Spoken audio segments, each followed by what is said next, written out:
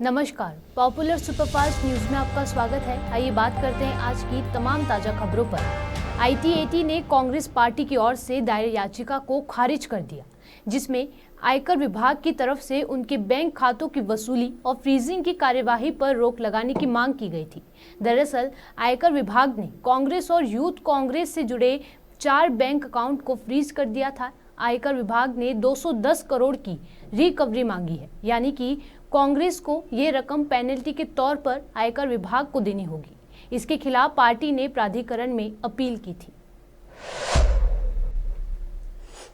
राष्ट्रवादी Congress party supremo Sharad Pawar को शुक्रवार को बड़ा झटका लगा। प्रवर्तन निदेशालय ने शरद पवार के पोते रोहित पवार की स्वामित्व वाली चीनी मिल की 50 करोड़ रुपए से अधिक की संपत्ति कुर्क की है। केंद्रीय एजेंसी की ओर से बयान जारी कर इस बारे में जानकारी दी गई। ईडी ने ये कार्यवाही कथित महाराष्ट्र राज्य सहकारी बैंक घोटाले और मनी लॉन्ड्रिंग मामले में की। अंतर्राष्ट्रीय महिला दिवस के मौके पर पंजाब हरियाणा सीमा शंभू और खनौरी बॉर्डर पर चल रहे किसानों के विरोध स्थलों पर महिला किसानों ने पंचायत का आयोजन किया। इस पंचायत में महिला किसानों ने कहा कि जब तक केंद्र किसानों की मांगे नहीं मान लेता तब तक आंदोलन जारी रहेगा और वो 10 मार्च को रेल रोको आंदोलन में भी भाग लेंगी। बहुत ਵੱਡਾ ਕਾਫਲਾ ਲੈ ਕੇ ਇੱਥੇ ਆਏ ਆ। ਸਾਡੇ ਵੀਰਾਂ ਨੇ 13 ਤਰੀਕ ਤੋਂ ਲੈ ਕੇ ਇੱਥੇ ਧਰਨਾ ਲਾਇਆ ਹੋਇਆ ਹੈ ਔਰ ਸਾਡੀਆਂ ਜੋ ਮੰਗਾਂ ਹਨ ਸਰਕਾਰ ਦੇ ਨਾਲ ਸਾਡੀਆਂ ਮੰਗਾਂ ਨੇ ਜਿਹੜੀਆਂ ਉਹਨਾਂ ਕਰਕੇ ਸਾਡਾ ਅੱਜ ਮਹਿਲਾ ਦਿਵਸ ਹੈ। ਅਸੀਂ ਮਹਿਲਾ ਦਿਵਸ ਆਪਣਾ ਜਿਹੜਾ ਇੱਥੇ ਅੱਜ ਆ ਕੇ ਮਨਾ ਰਹੀਆਂ ਵਾ ਤੇ ਅਸੀਂ ਆਪੇ ਕਿਸਾਨ ਵੀਰਾਂ ਦੇ ਨਾਲ ਆ। ਜਿਹੜੀਆਂ ਸਾਡੀਆਂ ਮੰਗਾਂ ਨੇ ਕਿਸਾਨ ਵੀਰਾਂ ਦੀਆਂ ਉਹ ਸਾਡੀਆਂ ਮਿਲਣੀਆਂ ਚਾਹੀਦੀਆਂ ਨੇ। ਅਸੀਂ ਇਸੇ ਕਰਕੇ ਇੱਥੇ ਇੱਕ ਬਹੁਤ ਵੱਡਾ ਇਕੱਠ ਕੀਤਾ ਵਾ। ਇੱਕ ਮਹਿਲਾ ਦਿਵਸ ਮਨਾ ਰਹੇ ਆ ਤੇ ਦੂਸਰਾ ਅਸੀਂ ਆਪਣੀਆਂ ਮੰਗਾਂ ਵਾਸਤੇ ਬੋਲ ਰਹੇ ਆ। इससे करके आ रहे हैं सभी हमारी मांगे जड़ी सरकार मंगे ਮੰਨੇ। ਸਾਡੀ ਸਰਕਾਰ ਨੂੰ ਨਾਲ ਇਹੀ ਗੱਲ ਹੈ ਵੀ ਸਾਡੀ ਮੰਗ ਮੰਨਣੀ ਚਾਹੀਦੀ ਹੈ।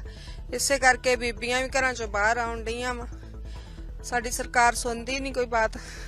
तो ये एक चीज है कि बीवियां भी आपके इनके साथ वीरों के साथ खड़ी हैं पूरे खड़े हैं। हमारे भरा जो हमारे भाई हैं इनके साथ ही हम सारे मोढे न मोढा जोड़ के खड़े।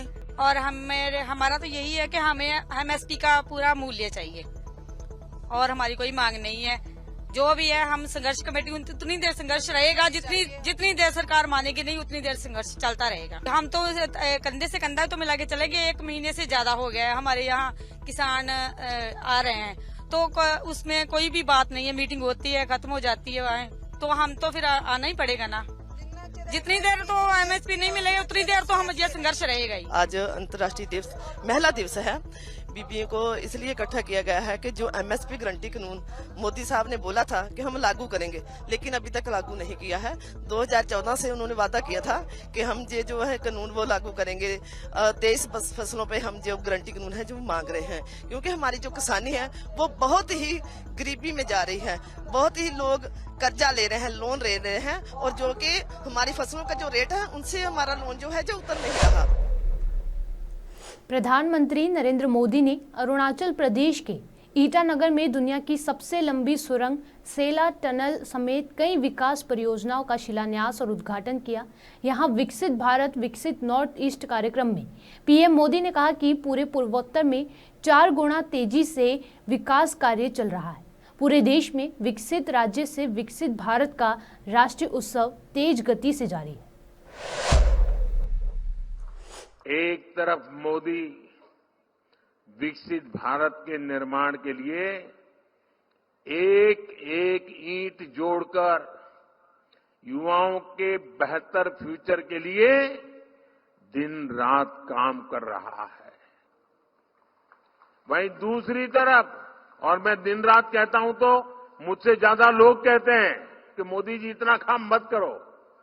आज ही मैं अरुणाचल प्रदेश, आसाम, बंगाल और उत्तर प्रदेश 4 राज्य में कार्यक्रम करने वाला हूं एक दिन में।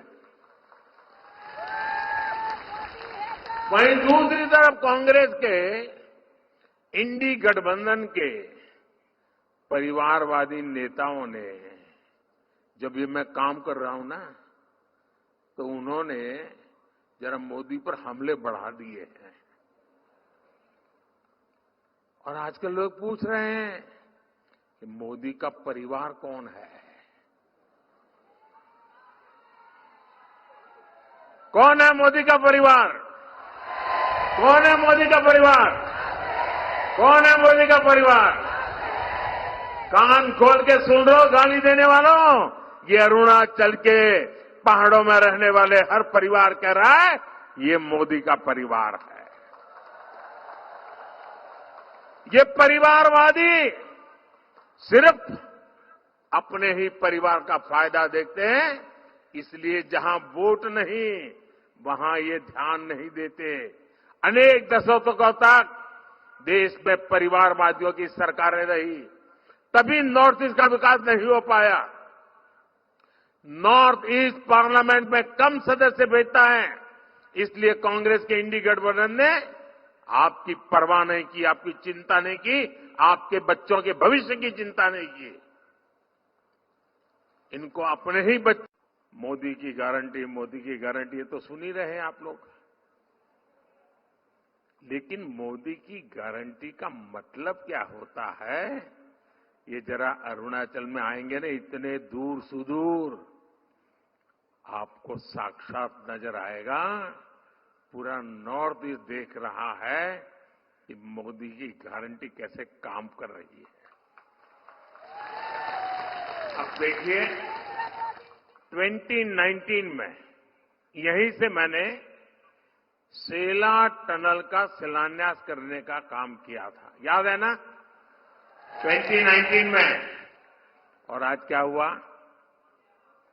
बन गया कि नहीं बन गया? बन गया कि नहीं बन गया? क्या इसको गारंटी कहते हैं कि नहीं कहते हैं? ये गारंटी पक्की गारंटी है कि नहीं है? देखिए 2019 में ही डोनी पोलो एयरपोर्ट का भी शिलान्यास मैंने किया था। आज ये एयरपोर्ट शानदार सेवाएं दे रहा है कि नहीं दे रहा है? अब बताइए, अगर मैंने 2019 में किया ना तो कुछ लोगों को लगता था कि मोदी तो चुनाव के लिए कर रहा है। बताइए, मैंने चुनाव के लिए किया था कि आपके लिए किया था? अरुणाचल के लिए किया था या नहीं किया था? समय कोई भी हो, वर्ष कोई भी हो, महीना कोई भी हो, मेरा काम सिर्फ और सिर्फ देशवासियों के लिए होता है, जनता जनार्दन के लिए होता है, आपके लिए होता है। गाजा में रमजान से पहले युद्ध विराम व बंधकों की रिहाई की उम्मीदें अब धुंधली हो गई हैं। इजिप्ट की राजधानी काहिरा में चल रही वार्ता से कोई समाधान नहीं निकल सका है। हमास की ओर से वार्ता में शामिल वार्ताकारों ने काहिरा छोड़ने से पहले कहा कि अगले हफ्ते से वार्ता फिर शुरू होगी। मिस्र की राजधानी काहिरा में अमेरिका, कतर व मिस्र हमास के वार्ताकार मुस्लिमों के पवित्र महीने रमजान से पहले युद्ध विराम को लेकर सहमति बनाने में जुटे थे, लेकिन इस वार्ता में इजराइल शामिल नहीं था। पश्चिम बंगाल में उत्तर 24 परगना में स्थित संदेशखाली गांव इन दिनों विवादों के घेरे में है। दरअसल गांव की कुछ महिलाओं ने तृणमूल कांग्रेस के निलंबित नेता शाहजहां शेख द्वारा उनकी जमीन पर कब्जा करने के साथ साथ टीएमसी नेता पर यौन शोषण का भी आरोप लगाया। हालांकि शाहजहां शेख को गिरफ्तार कर लिया गया है। इस मामले में भाजपा सांसद दिलीप घोष ने दावा किया कि आरोपी शाहजहां शेख कई अपराधों में शामिल है। शाहजहां बहुत प्रकार अपराध के साथ जुड़ा हुआ है, अलग अलग इसका इंक्वायरी हो रही है। अभी भी उसके नेटवर्क वहाँ सक्रिय है, लोगों को डरा रहे हैं, अभी भी तोलाबाजी चल रहा है। तो जितना जितना इंक्वायरी आगे बढ़ेगा बहुत सारा मामला सामने आएगा। सीबीआई कह रहा है कि शाहजहां टीएमसी के विरोधी बोल रहा है। क्या बोल रहा है ये तो वही लोग जाने, हम लोग क्या बोलेंगे। अब उसको प्रसार पढ़ने से बहुत कुछ उगलेगा। वो कांग्रेस के फर्स्ट लिस्ट में 39 कैंडिडेट्स की घोषणा किया गया। लोग प्रयास कर रहे हैं बीजेपी के साथ इस प्रकार काम करने के लिए, लेकिन उनके सीनियर लीडर चुनाव लड़ने के लिए तैयार नहीं है। जानते हैं क्या होने वाला है। आज सिलीगुड़ी जा रहा है प्रधानमंत्री। बंगाल में जिस प्रकार कुशासन चल रहा है, लॉ एंड ऑर्डर का प्रॉब्लम चल रहा है, जिस प्रकार भ्रष्टाचार है, लोग परिवर्तन चाह रहे हैं। लोगों का इस यहाँ की सरकार के ऊपर किसी प्रकार की आस्था नहीं है, तो वो मोदी के साथ चलना चाहते हैं। प्राइम मिनिस्टर भी बंगाल को पूरा ध्यान दे के यहाँ के लोगों को आश्वस्त करना चाहते हैं कि यहाँ सुशासन बीजेपी दे सकती है। कुणाल घोष ने कहा है गैस सिलेंडर के भाव अगर 1000 रुपये है उसके बाद 100 रुपये छोड़ के क्या होगा, अगर केंद्र में बीजेपी छोड़ के अगर दूसरा कोई सरकार आता है तो 500 रुपये कम करेगी। दूसरा कोई आएगा तो उनको क्या है, उनको तो उंगली चाटना है। इसलिए 100 रुपये एक सिलेंडर में कम किया है। इसी प्रकार पेट्रोल गैस में इसके पहले प्रधानमंत्री ने कई बार दाम कम किया है, लेकिन यहाँ पेट्रोल 106 रुपया है। बगल में झारखंड में, बिहार में 90 रुपये में क्यों है? 16 रुपया ज़्यादा, ये लोग ज़्यादा लेते हैं, क्यों लेते हैं? कम करो आप। अब 16 रुपया कम करने के लिए तैयार नहीं है। प्रधानमंत्री जी ने 100 रुपया कम कर दिया। महिला दिवस पर महिलाओं की इससे अच्छा सम्मान कौन दे सकता है? जम्मू कश्मीर में अमर अब्दुल्ला की पार्टी इंडी जोड़ में नहीं है, वो अकेला ही लड़ेंगे। देखिए, इंडिया जोट को फारूक अब्दुल्ला छोड़ चुके हैं, नीतीश कुमार छोड़ चुके हैं, आप पार्टी, जयंत चौधरी एक एक करके छोड़ के जा रहे हैं। लास्ट में केवल कांग्रेस ही रहेगा और कोई नहीं रहेगा। बेंगल में इंडी जोट को लेकर चल रहे हैं। यहाँ तो कोई जोट हुआ ही नहीं है। सब जानते हैं, टीएमसी भी जानती है कि अकेले लड़ना ठीक है, मुस्लिम वोट उधर चला जाएगा तो मुश्किल है। और सीपीएम कांग्रेस चाहे किसी के साथ भी जाए, उनको सीट मिलने वाला नहीं है। भारत के लोगों द्वारा पर्यटन के लिए मालदीव का बहिष्कार करने के उसकी अर्थव्यवस्था में काफ़ी गिरावट आई है। देश में अर्थव्यवस्था में मंदी आने के बाद मालदीव की अक्ल ठिकाने आ गई है। अब मालदीव के पूर्व राष्ट्रपति मोहम्मद नशीद ने भारत के बहिष्कार के आह्वान के प्रभाव पर चिंताएं व्यक्त की। पूर्व राष्ट्रपति मोहम्मद नशीद इन दिनों भारत के दौरे पर हैं। उन्होंने मालदीव के लोगों की ओर से माफ़ी मांगते हुए कहा कि भारतीय पर्यटकों के मालदीव का दौरा जारी रखना चाहिए। पूर्व केंद्रीय मंत्री और मध्य प्रदेश कांग्रेस के पूर्व अध्यक्ष सुरेश पचौरी आज बीजेपी में शामिल हो गए। कांग्रेस की सरकार में वो कई मंत्रालयों की केंद्रीय राज्य मंत्री की जिम्मेदारी संभाल चुके थे। वह लगातार 4 बार राज्यसभा सांसद रहे। भोपाल स्थित बीजेपी दफ्तर में पूर्व मुख्यमंत्री शिवराज सिंह चौहान ने सुरेश पचौरी का स्वागत किया। शहर का लोकप्रिय रामेश्वरम कैफे विस्फोट के 1 सप्ताह बाद शनिवार को सख्त सुरक्षा के बीच फिर से खोल दिया गया। भविष्य में कोई अप्रिय घटना ना हो, इसके लिए कड़े सुरक्षा इंतजाम किए गए हैं। कैफे में 1 सप्ताह पहले हुए विस्फोट में 10 लोग घायल हो गए थे। कैफे बम ब्लास्ट के 8 दिन बाद आज सुबह फिर से खोला गया। मौसम विभाग के मुताबिक 11 से 14 मार्च के बीच पश्चिमी हिमालयी क्षेत्रों और मैदानी इलाकों में हल्की बारिश होने की संभावना है। वहीं हिमाचल प्रदेश, लद्दाख, जम्मू कश्मीर और उत्तराखंड के कुछ हिस्सों में हल्की बारिश और बर्फ गिर सकती है। पंजाब, हरियाणा और उत्तर प्रदेश में बारिश होने की उम्मीद है। इसी बीच ताज़ा पश्चिमी विक्षोभ के अगले सप्ताह पश्चिमी हिमालयी क्षेत्र को प्रभावित करने की संभावना जताई गई है।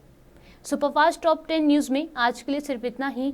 देश और विदेश की तमाम बड़ी खबरों से जुड़े रहने के लिए देखते रहिए पॉपुलर टीवी। धन्यवाद।